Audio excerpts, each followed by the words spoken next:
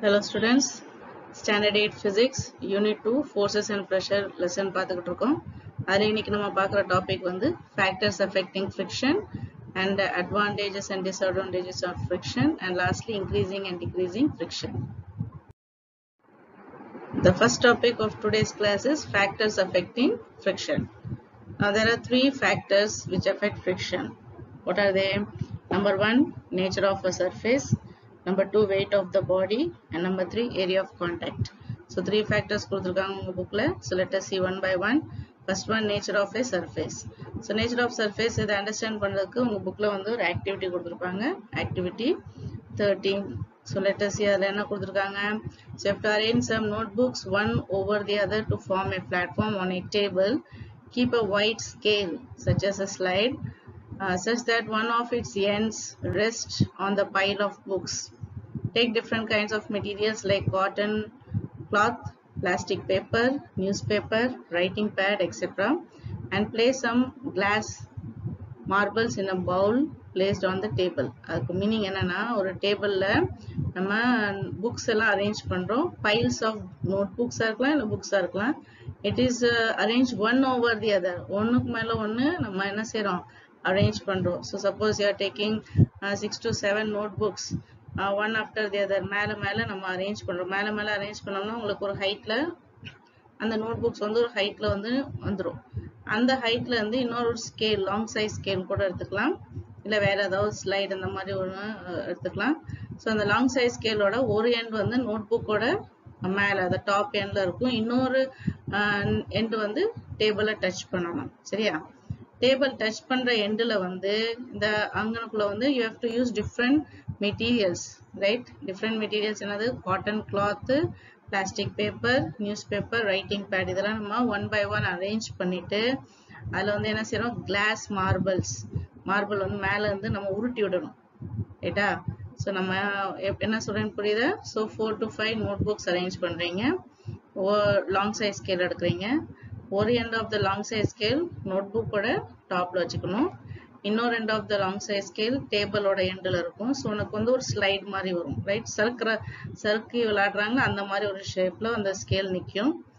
டேபிளோட கீழே சர்ஃபேஸ்ல வந்து நம்ம டிஃப்ரெண்ட் மெட்டீரியல்ஸ் வச்சு அந்த கிளாஸ் மார்பிள் வந்து மேல இருந்து உருட்டி விட போறோம். இப்படி உருட்டி விட போகும்போது அந்த மார்பிள் வந்து எவ்வளோ டிஸ்டன்ஸ் டிராவல் பண்ணுது, இந்த கிளாஸ் மார்பிள் இல்ல கோழி குண்டு இருக்கும்ல அந்த மாதிரி ஒரு இதை வந்து நம்ம மேல இருந்து உருட்டி விட்டோம்னா ஸ்கேல்ல இருந்து கீழே உருண்டு டேபிள்ல வந்து எவ்வளோ டிஸ்டன்ஸ் கவர் ஆகுது. அப்ப அது எவ்வளோ டிஸ்டன்ஸ் கவர் ஆகுதோ அதைத்தான் நம்ம மெஷர் பண்றோம். ஸோ இது எத்தனை தடவை மெஷர் பண்ணணும்? ஃபர்ஸ்ட் காட்டன் கிளாத் வச்சு மெஷர் பண்ணணும். தென் காட்டன் கிளாத்தை ரிமூவ் பண்ணிட்டு பிளாஸ்டிக் பேப்பர். இப்போ இது எங்க வைக்கிறீங்க? டேபிள்ல வைக்கணும். ஸ்கேலோட எண்ட் இருக்குல்ல, டேபிள்ல வந்து ஸ்கேலோட ஒரு எண்ட் இருக்குமா, அதுக்கு கீழே அது பக்கத்துல நம்ம என்ன செய்யறோம், இந்த டிஃப்ரெண்ட் மெட்டீரியல்ஸ் யூஸ் பண்றோம். ஸோ ஃபர்ஸ்ட் காட்டன் கிளாத் வச்சு நம்ம மார்பிளை உருட்டி விடணும். எவ்வளவு தூரம் போகும்? டிஸ்டன்ஸை மெஷர் பண்ணுங்க. எங்க இருந்து மெஷர் பண்ணணும்? ஸ்கேலோட எண்ட்ல இருந்து. டேபிள்ல ஒரு எண்ட் இருக்குமா, ஸ்கேல் நோட் புக் எண்ட் கிடையாது. டேபிள்ல வந்து பாட்டம்ல ஸ்கேலோட எண்ட் இருக்கும், அந்த எண்டுக்கும் மார்பிள் எங்க போய் நிக்குதோ அந்த டிஸ்டன்ஸை நீங்க மெஷர் பண்றீங்க. சரியா? Right. So that is for cotton cloth. இப்போ காட்டன் கிளாத் ரிமூவ் பண்ணிட்டு அங்க பிளாஸ்டிக் பேப்பரை வந்து நம்ம ஸ்ப்ரெட் பண்ணிட்டு திரும்ப அந்த மார்பிளை வந்து உருட்டி விடணும். இப்போ திரும்ப டிஸ்டன்ஸ் மெஷர் பண்ணுங்க. தென் மூணாவது நியூஸ் பேப்பர் வச்சு இதே ப்ரொசீஜர் ரிப்பீட் பண்ணும். தென் ரைட்டிங் பேடை வச்சு நம்ம இதை ப்ரொசீஜர் ரிப்பீட் பண்றோம். ஸோ இதைத்தான் நம்ம வந்து செகண்ட் பேராகிராஃப்ல கொடுத்துருப்பாங்க. First keep a rectangular piece of paper near the end of the scale. திரும்ப சொல்றேன், எண்ட் ஆஃப் த ஸ்கேல்னா எந்த ஸ்கேல், எந்த end? which is in contact with the டேபிளோட சேர்ந்து ஒரு end of the scale இருக்கும்ல அங்கனக்குள்ள. சரியா? now release a glass marble from the top end of the scale such that it rolls down the scale. Allow the marble to roll over the piece of paper and finally come to rest. So இதைத்தான் இப்போ இவ்வளவு நேரம் சொல்லிக்கிட்டு இருந்தேன். மேல இருந்து மார்பிளை உருட்டி விடுறோம், ஸ்கேல்ல இருந்து அதை என்ன செஞ்சிடும், சர்ன்னு கீழே வந்துடும். வந்த உடனே டேபிள்ல நம்ம கீழே என்ன அரேஞ்ச் பண்ணிருக்கோம், paper, rectangular piece of paper. அந்த பேப்பர்ல வந்து அந்த மார்பிள் எவ்வளவு தூரம் அது போகுது, எவ்வளவு distance travel ஆகுது, அதை தான் நீங்க நோட் பண்றீங்க. ஓகேவா? Measure the distance traveled by the marble over the paper using the meter scale. Now replacing the rolling surface. So கீழே அந்த surface வச்சிருந்தோமா பேப்பரை, அதை எடுத்துட்டு இப்ப நம்ம அடுத்து என்ன செய்யறோம், plastic sheet யூஸ் பண்ணலாம், then wooden plank, then cotton cloth. So இந்த மாதிரி வேற புரியுதா, இந்த மாதிரி different materials நம்ம யூஸ் பண்றோம். In each trial ஒவ்வொரு தடவை you have to measure the distance traveled by the glass marble. ஒவ்வொரு தடவை அந்த glass marble எவ்வளவு தூரம் போகுது, எவ்வளவு distance போகுது, you have to measure it with the help of the meter scale. Now you have to tabulate the distance covered by the marble over each surface. ஒவ்வொரு distance வந்து நீங்க ரெக்கார்ட் பண்ணிட்டே வரணும். இந்த மெட்டீரியல் ஃபார் எக்ஸாம்பிள் பேப்பர் ஷீட்டா இவ்வளவு, then plastic sheet இவ்வளோ distance போயிருக்கு, then wooden plank இவ்வளோ distance போயிருக்கு, cotton cloth, இந்த மாதிரி ஒவ்வொன்றுக்கு வந்து நீங்க distance மெஷர் பண்ணி நோட் பண்ணிட்டே வரீங்க. ஸோ நம்ம இப்போ 1 by 1 டிஸ்டன்ஸ் எல்லாம் மெஷர் பண்ணி ரெக்கார்ட் பண்ணி வச்சிருக்கோமா, அப்போ அந்த இன்ஃபரன்ஸ் அதுல இருந்து நீங்க என்ன கன்க்ளூட் பண்றீங்க, அந்த டிஸ்டன்ஸ் எல்லாம் எழுதி வச்சிருக்கீங்க, ரெக்கார்ட் பண்ணிருக்கீங்க, இந்த டிஸ்டன்ஸை பார்த்து நீங்க என்ன கன்க்ளூட் பண்றீங்க, what is your conclusion. So அதான் உங்க புக்ல இன்ஃபரன்ஸும் கொடுத்துருப்பாங்க. The marble covers a lesser distance over the cotton cloth in comparison with the distance it covers over the glass plate. இங்க glass plate நம்ம ஆக்சுவலி ப்ரொசீஜர்ல glass plate எடுக்கலாம், அதுக்கு பதிலா நம்ம என்ன செய்யலாம், பிளாஸ்டிக் ஷீட் வச்சுக்கலாம். ரைட்டா? இப்ப இந்த டிஸ்டன்ஸ்ல வந்து நீங்க ஒவ்வொன்னா கவனிச்சீங்கன்னா காட்டன் கிளாத்ல தான் என்ன செய்யும், மார்பிள் வந்து லெஸ்ஸர் டிஸ்டன்ஸ் கவர் பண்ணும். இதுக்குள்ளே கம்மியான டிஸ்டன்ஸ் எதுக்கு, காட்டன் கிளாத். அண்ட் அதிகமான distance, that is larger distance it covers over the glass plate. ஓகேவா? Now why, what is the reason, ஏன் கிளாஸ் பிளேட்ல மட்டும் உனக்கு வந்து லார்ஜர் டிஸ்டன்ஸ் வருதுன்னா, because glass plate is the smooth surface, whereas cotton cloth வந்து rough surface. அப்ப rough surface இருந்துச்சுன்னா என்ன ஆகும், அங்க friction force ஜாஸ்தியா இருக்கும், friction force greater-ஆ இருந்துச்சுன்னா distance cover பண்றது ரொம்ப கம்மியா இருக்கும். So அத ரீசன்ல கொடுத்திருப்பாங்க, பாப்போம். A rough surface like the cotton cloth offers more frictional force. ஓகேவா? rough surface வந்து எக்ஸாம்பிள் வந்து cotton cloth, அதுல வந்து frictional force வந்து ரொம்ப ஜாஸ்தியா இருக்கும், greater-ஆ இருக்கும். So it is offers more frictional force. So the marble moves slowly. Frictional force கூட இருந்துச்சுன்னா அந்த மார்பிள் வந்து ரொம்ப ஸ்லோவா மூவ் ஆகும், and therefore it covers a minimum distance. Distance வந்து ரொம்ப குறைச்சிருக்கும். The smooth surface of glass எடுத்துக்கிட்டோம், plastic sheet எடுத்துக்கிட்டோம், இதெல்லாம் smooth surface. அப்போ smooth surface இருக்க போகும்போது அங்க friction வந்து கம்மியா இருக்கும். So it offers lesser friction, and therefore the glass marble moves or travels a greater distance over it. Okay va? So that is the reason. So the above activity, இந்த activityல இருந்து நம்ம என்ன அடுத்து என்ன conclude பண்ணா, the finally the above activity reveals the effect of force of friction which increases as the roughness of the surface increases.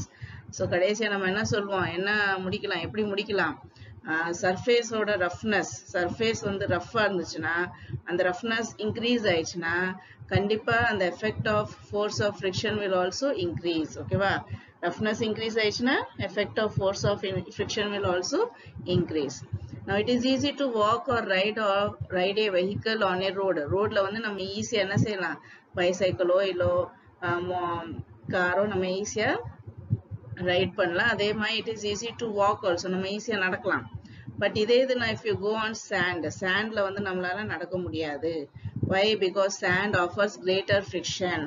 Right? So that is the reason why you cannot walk on sand. Sandல வந்து நம்மளால ஈஸியா நடக்க முடியாது. Why? Because sand offers greater friction. That is roughness. Okay? That was the first factor, nature of a surface முடிச்சிட்டோம். Now we come to the second factor, weight of the body.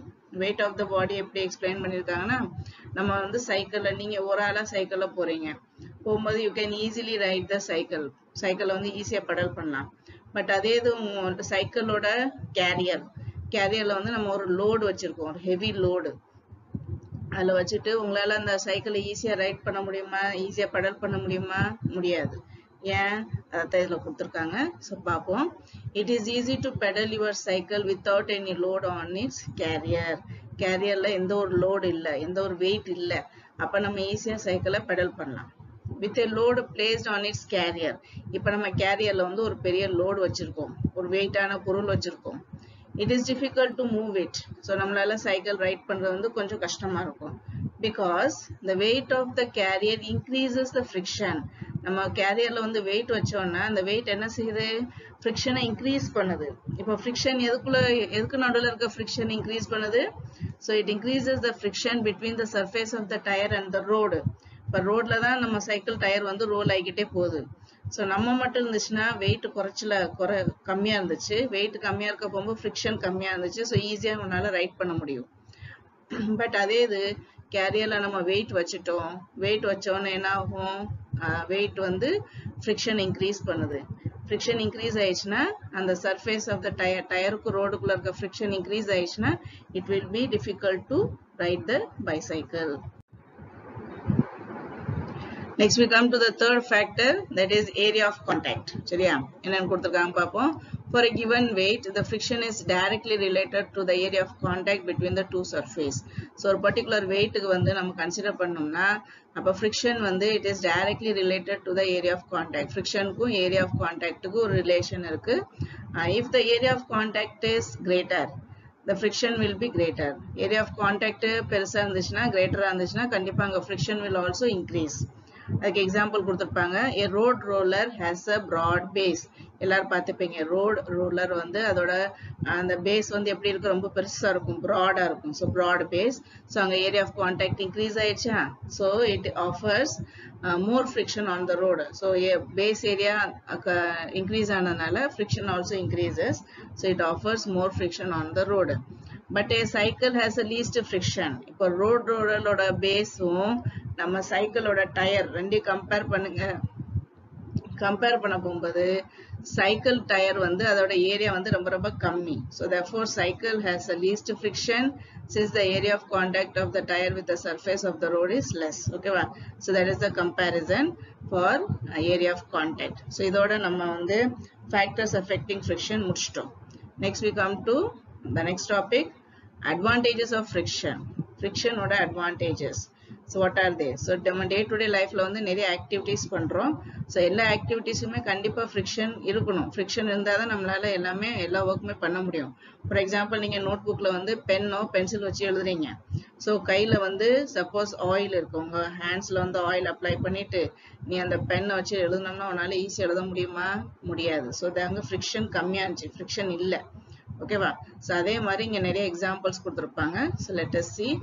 Friction is a necessity in most of our day-to-day activities. It is desirable in most situations of our daily life. So what are they? First one, we can hold any object in our hand due to friction. இப்பதா சொன்னேன், பென்னோ பென்சிலோ வந்து நம்மளால hold பண்ண முடியும் because of friction. We can walk on the road because of friction. The footwear and the ground helps us to walk without slipping. So நம்ம ஈஸியா ரோட்ல நடக்கிறோம்னா it is only because of friction. Then writing easily with a pen on paper is due to friction. நம்ம வந்து பேப்பர்ல வந்து pen வச்சு எழுத போகும்போது ஈஸியா எழுதலாம், பிகாஸ் பேப்பருக்கும் பென்னுக்கு நடுவில் இருக்க ஃப்ரிக்ஷன் இருக்கு. பட் அதே ஒரு வலுவலுன்னு போர்டில் இருக்கு, அதில் வந்து நம்ம பென் வச்சு எழுத முடியுமா? முடியாது. ஸோ அங்கே ஃப்ரிக்ஷன் வந்து குறைச்சிருக்கும், கம்மியாக இருக்கும். ஓகேவா? Then automobiles can move safely due to friction between the tires and the road. Brakes can be applied due to frictional resistance on brake shoes. So automobiles, car, bus எல்லாம் வந்து பார்த்தீங்கன்னா ரோட்ல வந்து ஈஸியா போக முடியுது. It is because of the friction between the tires and the road. அதே மாதிரி பிரேக் அப்ளை பண்ண போகும்போது அங்க பிரேக் ஷூஸ்ன்னு ஒன்று இருக்கும். ஸோ பிரேக் ஷூஸ்ல வந்து ஃப்ரிக்ஷனல் ரெசிஸ்டன்ஸ் அப்ளை பண்றதுனால நம்ம கார் பஸ் எல்லாம் டக்குன்னு நின்றும். ஸோ தட் இஸ் பிரேக்கோட application. We are able to light a matchstick, shoe cloths, tie a knot or fix a nail in the wall due to friction. So இப்போ நம்ம சொன்ன light a matchstick வந்து உரச போகும்போது அங்கேயே friction தான். Then துணியெல்லாம் தைக்கிறோம், then knot முடிச்சு போடுறது, then fix a nail செவத்துல வந்து ஆணி அரைகிறோம்ல. ஸோ இதெல்லாமே it is example, it is because of friction. ஓகேவா? Though it is giving a negative effect, even though friction க்கு வந்து நிறைய நெகட்டிவ் எஃபெக்ட் இருந்தாலுமே in most of our day-to-day life friction helps us to make our life easy. நம்ம day-to-day லைஃப்ல நம்ம எந்த work பண்ணாலுமே ஃப்ரிக்ஷன் வந்து கண்டிப்பா அது தேவை. therefore it is called as necessary evil. நெசசரினா அது நம்ம day-to-day லைஃப்ல ஃப்ரிக்ஷன் தேவை. எதுக்கு ஈவல் சொல்லியிருக்காங்க? பிகாஸ் அதுக்கு வந்து ஃப்ரிக்ஷனுக்கு வந்து சில நெகட்டிவ் எஃபெக்ட்ஸ் இருக்கு. What are that negative effects? So அதுதான் நமக்கு next topic, disadvantages of friction. ஃப்ரிக்ஷனோட டிஸ்அட்வான்டேஜ் என்ன? First point, friction wears out the surface rubbing with each other like screws and gears in machines or soles of shoes. friction கூட கூட என்ன ஆகும்னா நம்மளோட ஸ்க்ரூவோ கியர்ஸோ, மிஷின்ல இருக்க ஸ்க்ரூஸ் கியர்ஸ் வந்து அது தேஞ்சு போயிடும். அதே மாதிரி நம்ம ஷூஸ் இருக்குல்ல, ஷூஸோட சோல்ஸ் அது வந்து என்ன ஆயிரும்? தேஞ்சு போயிடும். So that is wears out the surface. damage, wears out na damage. Okay, so friction வந்து ரொம்ப அதிகமாயிடுச்சுன்னா surfaces வந்து என்ன செய்யும்? டேமேஜ் பண்ணிடும். Second, to overcome the friction, an excess amount of effort has to be given to operate a machine. This leads to wastage of energy. So நிறைய மிஷின்ஸ்ல வந்து அந்த parts எல்லாம் தேஞ்சு போயிடுச்சுன்னு வச்சுக்கோ, ஃப்ரிக்ஷன் அதிகமாக இருக்கறனால தேஞ்சு போயிடுச்சு. ஸோ அதையும் மீறி அந்த மிஷின் ஆப்ரேட் பண்ணிச்சுன்னா அங்க வந்து நிறைய வேஸ்டேஜ் ஆஃப் எனர்ஜி நடக்கும். So that is the second disadvantage. Third one, friction produces heat which causes physical damage to the machine. So ரொம்ப நேரம் மிஷின் ஓடிச்சுன்னா அங்க ஃப்ரிக்ஷன் வந்து என்ன ஆகும்? அதுக்குள்ள இருக்க பார்ட்ஸ் இருக்குல்ல, ஸ்பேர் பார்ட்ஸ்ன்னு சொல்லுவாங்க, மிஷின்குள்ள இருக்க பார்ட்ஸ் எல்லாம் என்ன செய்யும்? ரொம்ப நேரம் ஓடிச்சுன்னா அந்த ஃப்ரிக்ஷன் அதிகமாயிரும். ஃப்ரிக்ஷன் ஜாஸ்தி ஆயிடுச்சுன்னா அது ஹீட் ப்ரொடியூஸ் பண்ணும். இந்த ஹீட் அதிகமாக ப்ரொடியூஸ் ஆயிடுச்சுன்னா அது என்ன செய்யும்? It will give physical damage பண்ணிடும். ஓகே, மிஷினை வந்து damage. Now the last topic, increasing and decreasing friction. So first we'll see increasing friction. That is the area of contact. Okay, va? So friction can be increased by increasing the area of surface in contact. Area of surface increase pannamna kandipa friction also increases. Have you seen the sole of a shoe which has grooves? So chappals, shoes, sports shoes இதெல்லாம் பாத்தீங்கன்னா soul ஷூவோட அடிபாகத்துல பாத்தீங்கன்னா there are grooves. Groovesனா என்னது? Cuttings. நிறைய cuttings கொடுத்துருப்பாங்க. ஏன் கொடுத்துருக்காங்க? It is done to provide the shoes a better grip with the floor. அந்த cutting ஏன் கொடுத்துருக்காங்கன்னா சும்மா டிசைனுக்கு கிடையாது, அது வந்து நம்மளுக்கு என்ன செய்யும்? grip கொடுக்கும். நம்ம நடக்க போகும்போது it gives better grip with the floor so that you can walk safely. நம்ம வந்து சேஃபா நடக்கிறதுக்காக அது ஹெல்ப் பண்ணும். threaded tires. ஸோ டயர், நம்ம புது டயர், நம்ம சைக்கிள் எல்லாம் புது டயர் யூஸ் பண்ணோம்னு வச்சுக்கோங்க, டயர்ஸ்லயுமே எங்க இருக்கும்? கட்ஸ் இருக்கும். So that is threaded. threadedனா என்ன meaning? threaded tires means tires with slots and projections. slotsனா cutting, projectionna மேல ஒரு மாதிரி முள்ளா எலும்பி இருக்கும், that is projections. They are used to increase the friction. So அதுவும் உனக்கு friction வந்து increase பண்ணும். Brake shoes in a cycle have to be adjusted so that they are as close as possible to the rim in order to increase friction. இப்போ சைக்கிள்ல வந்து நம்ம break apply பண்ணாதான் அந்த சைக்கிள் நிக்கும். ஸோ அந்த பிரேக் ஷூஸ் எங்கனக்குள்ள இருக்கும்? It will be very close to the rim. Rim பக்கத்துல தான் அந்த பிரேக் ஷூஸ் கொடுப்பாங்க. அப்பதான் அது என்ன ஆகும்? அது வந்து ஃப்ரிக்ஷன் இன்க்ரீஸ் பண்ணும் and the cycle it will be stopped. Okay va? Then another example, sumo players, kabaddi players, and they rub their hand with mud. So இதெல்லாம் பார்த்திருப்பீங்க ரைட்டா? Weight lifting, best example weight lifting பார்த்தீங்கன்னா அவங்க வந்து கையில வந்து ஒரு மாதிரி ஒயிட் கலர் பவுடர் ரைட்டா அந்த மாதிரி அப்ளை பண்றாங்க. ஏன்? To increase the grip. அவங்களுக்கு வந்து அதை தூக்கி போகும்போது வழுக்க கூடாதுல, ஸோ அது கிரிப் இன்க்ரீஸ் பண்ணும். So to get a better grip. Football shoes are having soles with many projections for providing stronger grip with the ground. So football விளையாட பிளேயர்ஸ் எல்லாம் பாத்தீங்கன்னா அவங்க வேகமா ஓடுவாங்கல்ல, ஸோ ஓட போகும்போது கிரவுண்ட்ல என்ன செய்யணும்? அவங்களுக்கு grip கிடைக்கணும். ஸோ அந்த grip கிடைக்கிறதுக்கு என்ன செய்யறாங்க? அவங்க ஃபுட்பால் ஷூஸ்ல வந்து there are many projections. ஓகேவா? so that projection ஏன் கொடுத்திருக்காங்க? so that they get stronger grip with the ground. ஓகேவா? Next வந்து using lubricants, right? Lubricants வந்து என்ன செய்யும்? Decrease friction. Lubricant ஏன் யூஸ் பண்றாங்க? For decreasing friction. So what is lubricant? Lubricant means a substance which reduces the frictional force is called lubricant. Frictional force குறைக்கிறதுக்காக நம்ம use பண்ற substance தான் என்னது? lubricant. For example, grease, coconut oil, graphite and castor oil, etc. ரைட்டா? So நம்ம cycle பழசாயிடுச்சுன்னா நம்ம pedal பண்ண போகும்போது ஒரு மாதிரி சவுண்டு கேட்கும் ரைட்டா? அந்த சவுண்டை குறைக்கிறதுக்கு நம்ம என்ன செய்வோம்? அங்கே கோகோனட் ஆயில் யூஸ் பண்ணுவோம். அதே மாதிரி ஹெவி வெஹிக்கல்ஸ்ல கிரீஸ் யூஸ் பண்ணுவோம். ஸோ ஏன் இதெல்லாம் யூஸ் பண்றாங்க? To reduce the frictional force.